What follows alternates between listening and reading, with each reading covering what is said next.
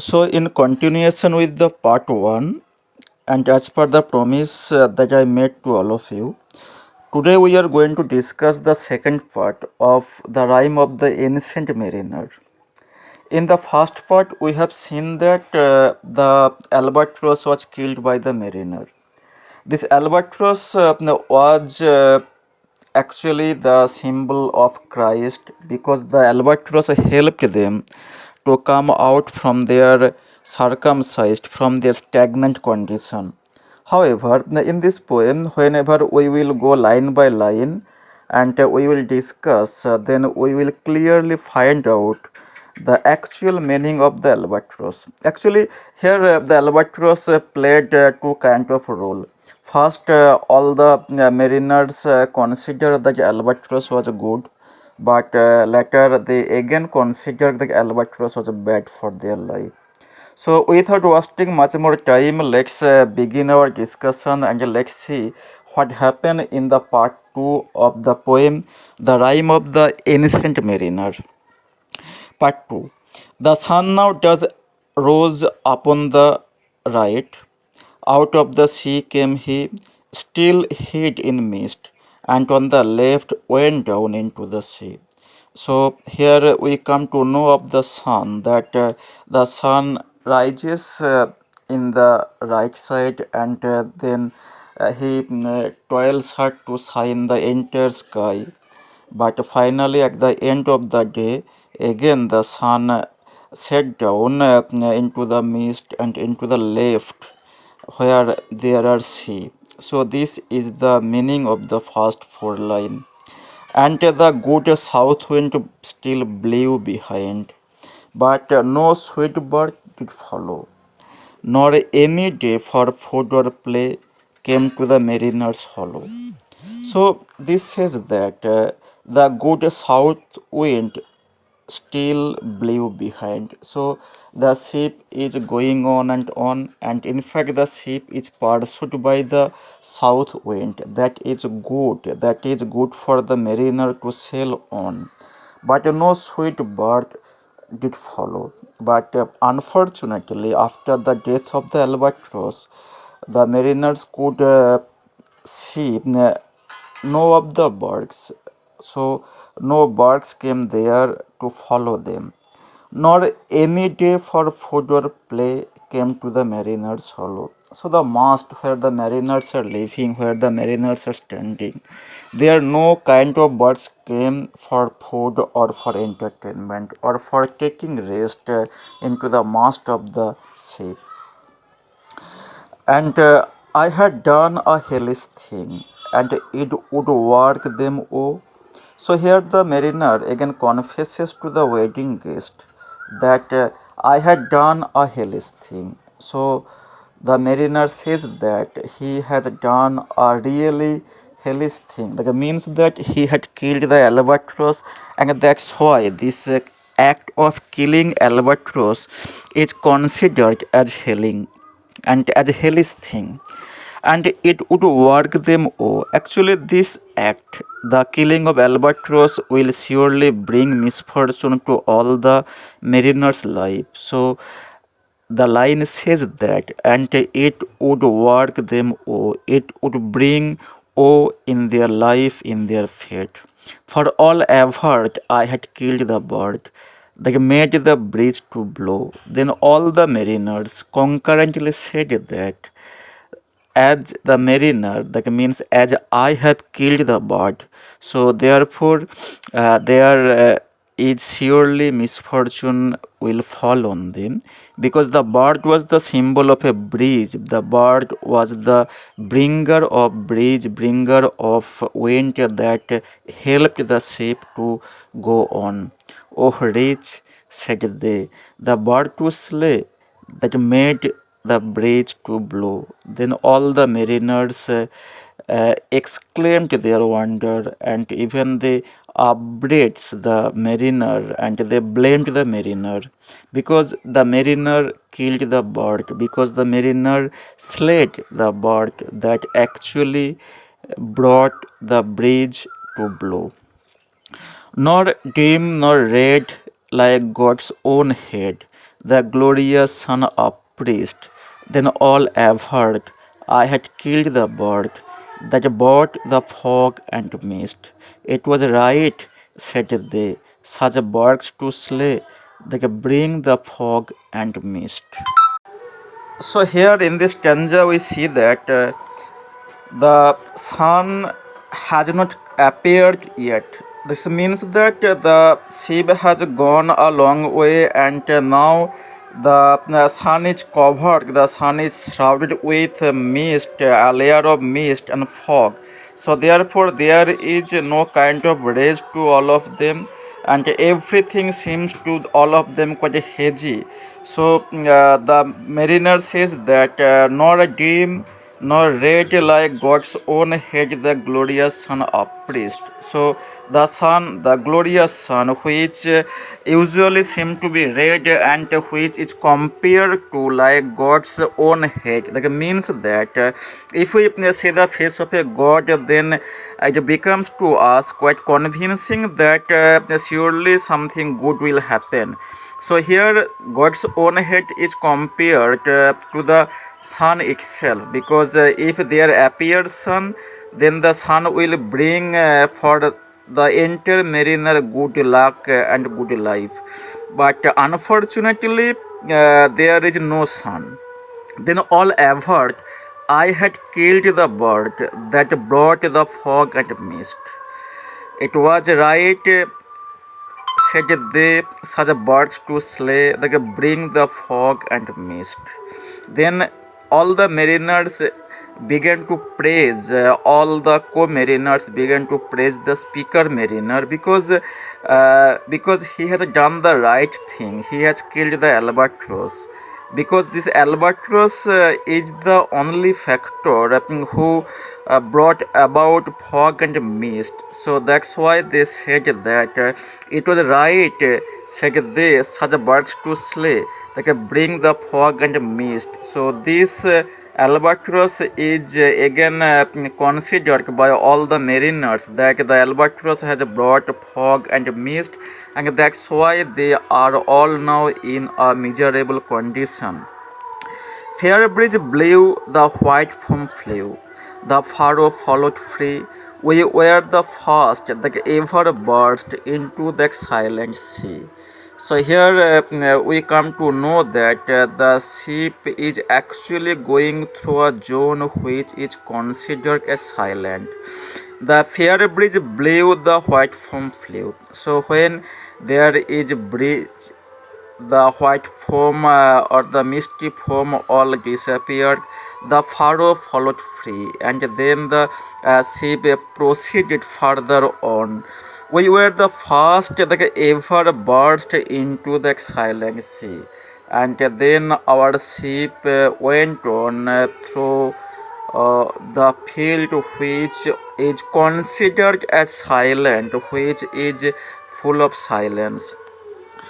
Down dropped the bridge, the sails dropped down. It was sad, as sad could be, and we did speak only to break the silence of the sea.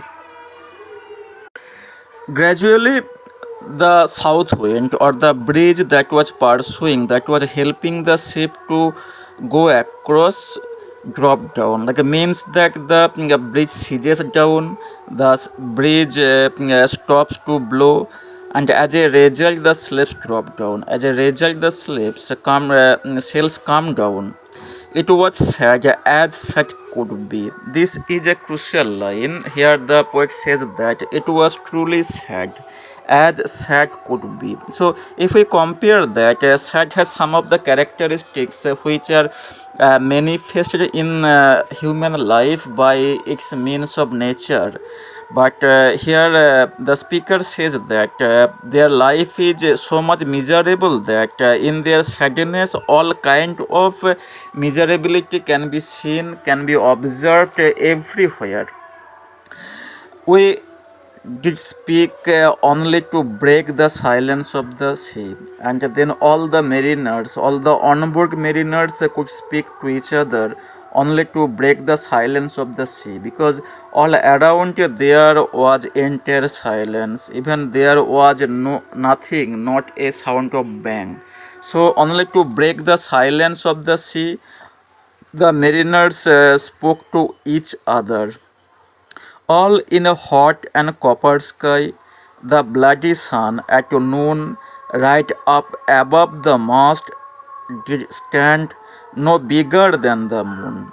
And then there appear hot, there appear warmth in their life, and the sky was totally copper. Copper in the sense that there was no hope, and the atmosphere was totally hot and really unbearable. The bloody sun at noon, right up above the mast, did stand.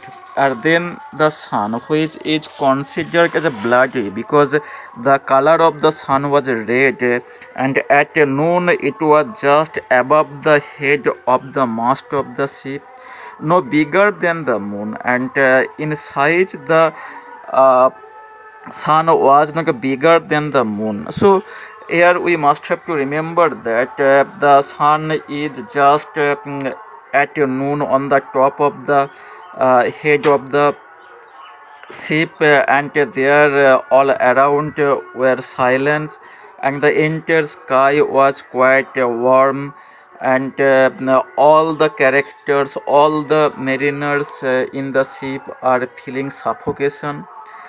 Day after day, we stuck, nor a breath nor motion, as idle as a painted ship upon a painted ocean. Day after day. So here the ship has stopped, and days pass on, and all the mariners were motionless. All the mariners were stagnant, and they were as stagnant as if they were just like a ship which has been painted. So in a painting, if we look there, we can see that the picture is stagnant. Here the condition is same. The entire ship is totally stagnant, and there is not a breath, there is not a little bit of breeze, there is not a little ripple in the water that can help them to move. Water everywhere, and all the boats did shrink. Water everywhere, nor any drop to drink. Water. Across or around the ship there were only water, and the water was salty or saline water, and they are not at all eatable or drinkable. So therefore the speaker, the mariner, says that all around the ship there is water, and all the boats did shrink, and on all the characters or all the mariners who were on the board gradually begin to shrink because they have no water to drink. Water everywhere, nor any drop to drink. As they have no water now to drink, so whatever water they carried with them, all has been squandered, all has been used. So now therefore they are now waterless, and as a result their skins are wrinkling, their muscles are shrinking. The very deep did rot. O Christ, like ever this should be. Yes, slimy things did crawl with legs upon the slimy sea. Slimy things or slimy creatures, like means that those creatures who float into the surface of the sea. Here interestingly we must have to remember that these slimy things have their legs, so it is a supernatural touch. It is a certain kind of animal which may not exist in reality, but we have to imagine with our fancy that this type of slimy creatures who roam about in the water, and they have their own legs. The very deep did rot. So gradually all the characters are, all the mariners are now becoming rotten. They are gradually begin to rot. Like never, O Christ, that ever this should be. And they never expected such type of situation in their life. Yeah, slimy things did crawl with legs upon the slimy sea, and the sea, which is now full of slimy creatures, slimy things, they are crawling here and there. So all the mariners from their ship, from their mast, are now observing that behind their ship there are water, but the water are not at all drinkable, but on water they are seeing that some slimy creatures are crawling here and there. About about in a reel and a rout, the death fires danced at night. The water like a witch's wells burned green and blue and white. So in the water, we can see that those slimy creatures roam about. They reel and rout as if the death fires danced at night. So if we compare the slimy creatures just like snake, and they are multicolored, they are colorful. So whenever they are roaming about, they are running in the water as if the water is taking the form of multicolor. So as a result, the mariners thought that the death fires danced at night. At night, the sparkle coming out from the water seems to them nothing but death fires. The water, like a witch's well, burned green, blue, and white. And to the mariner, the water seems that some of the supernatural power, some of the witches are taking the entire control of the water, and therefore from the water burnt green or blue or white colors are coming out. These colors are really touches the all the mariners with supernatural overwhelming power. And some in dreams assured were of the spirit that plucked us so 9 fathom deep. He had followed us from the land of mist and snow. And some in dreams assured were of the spirit that plucked us so. Then some of the mariners spoke about the dreams that they had seen, and they assured that probably their ship has been plagued by some of the spirit, and this spirit is following them 9 fathom deep from the land of the mist and snow. So this spirit is following them from the land of the mist and snow. So this is the place where the albatross, the killing of albatross was considered good for the ship by the co-mariners. In fact, in the land of the mist of snow, the killer of albatross is given applause. But some then said that they have dreamed that some of the spirits are following them, and the spirit is following them from 9 fathom deep. And every tongue through utter drought was withered at the root. We could not speak no more than if we had been choked with salt. So all the tongue is the representative of all the mariners who are now in the ship. So gradually what we can see that the ship is anchored, the ship is in a stagnant position, and they are immovable, they are not at all moving, and so as a result they are now waterless, and the visible result is that their tongues and their articulation power was totally vanished. They are not able to speak, and every tongue through utter drought was withered to the root. So this says that all the tongue, all the mariners are unable to move their tongue, and all the tongues were withered, all the tongues are dry, and they are not at all saliva to speak out. We could not speak.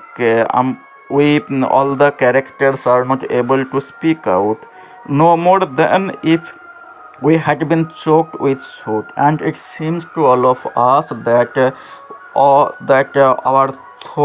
throat has been choked in thirst, as there is no water and there is not a trace of saliva to satisfy our thirst.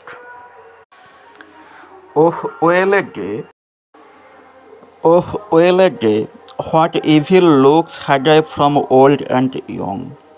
So the speaker, the mariner, is saying that he is now doomed. He is now considered is the bringer of ill fate to all of the co-mariners. And as a result, all the co-mariners who were old and young were looking quite evil towards the uh, teller, towards the storyteller. So therefore all the mariners, irrespective of their age, whether they are old or young, they are now casting a hatredful look at the mariners. Instead of the cross, the albatross was about my neck was hung.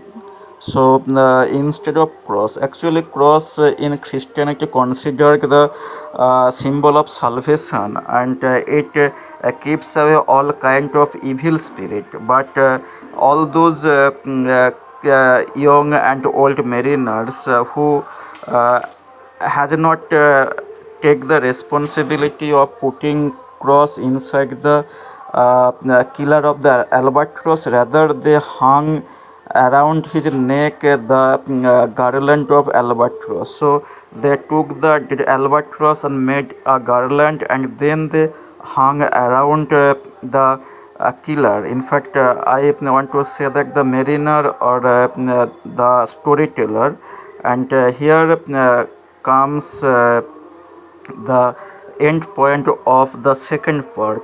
So please do subscribe my channel, and do comment whatever you want to suggest me. Please subscribe and like this video. Thank you once again for watching this video.